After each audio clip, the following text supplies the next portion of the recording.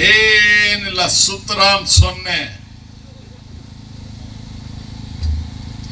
ನಿಮ್ಮದು ಒಬ್ರೊಬ್ರದು ಕೂಡ ಚರಿತ್ರೆ ಇಷ್ಟಿಷ್ಟು ಬರೀಬಹುದು.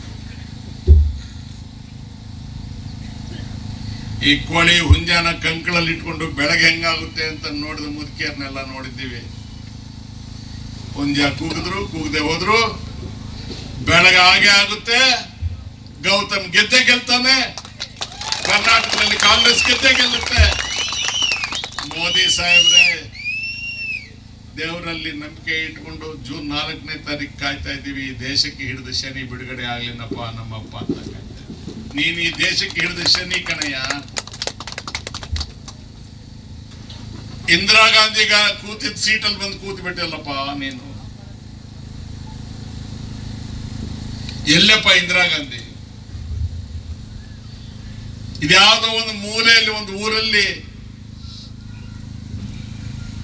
ಏನನ್ನ ಸಣ್ಣ ಗಲಾಟೆ ಬಂದು ಯಾರಾದ್ರೂ ಹೆಂಗಸರು ಜೋರಮ್ಮ, ಓಹ್ ಎಮ್ಮ ಬಲೆ ಇಂದಿರಾ ಗಾಂಧಿ ಬಿಂಡಿ ಅಂತ. ಎಲ್ಲ ಜಾತಿ ಜನಾಂಗದವರಿಗೆ, ಬಡವರಿಗೆ, ವಿಶೇಷವಾಗಿ ಹೆಣ್ಮಕ್ಳಿಗೆ ಒಂದು ಆತ್ಮಸ್ಥೈರ್ಯ ತುಂಬಿದ್ಲು. ಇರಕ್ಕೊಂದು ಮನೆ, ಹೊಟ್ಟೆ ತುಂಬ ಊಟ, ಮಕ್ಕಳಿಗೆ ಓದು, ಅವ್ರಿಗೆ ಉದ್ಯೋಗ.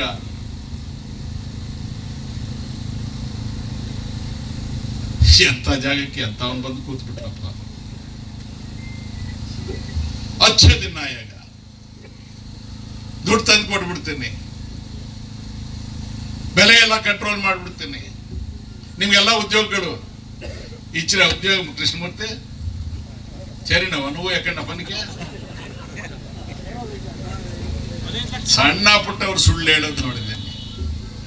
ಏನೋ ಸಂತೆಯಲ್ಲಿ ಯಾವನಾದ್ರೂ ಹಾವಾಡಿಗರನ್ನು ಸುಳ್ಳು ಹೇಳೋದು ಕೇಳಿದ್ದೀನಿ.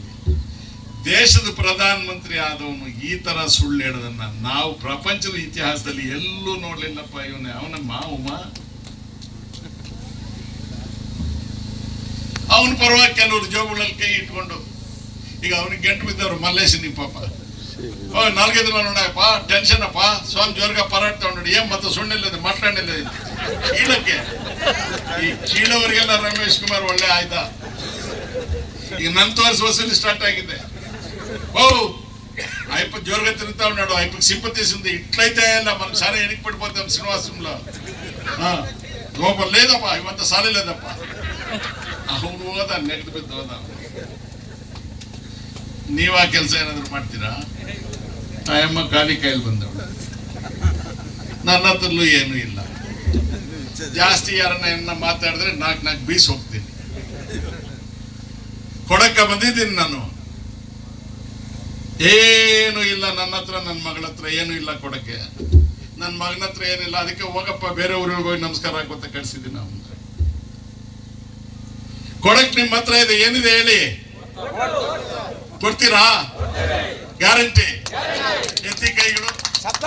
ಬೆಂಗಳೂರಿನಿಂದ ಮಂಗಳೂರುವರೆಗೆ, ಬೀದರ್ನಿಂದ ಚಾಮರಾಜನಗರದವರೆಗೆ ನಿಮ್ಮ ಸುದ್ದಿ ನಿಮ್ಮದೇ ಭಾಷೆಯಲ್ಲಿ. ಕರ್ನಾಟಕ ತಕ್.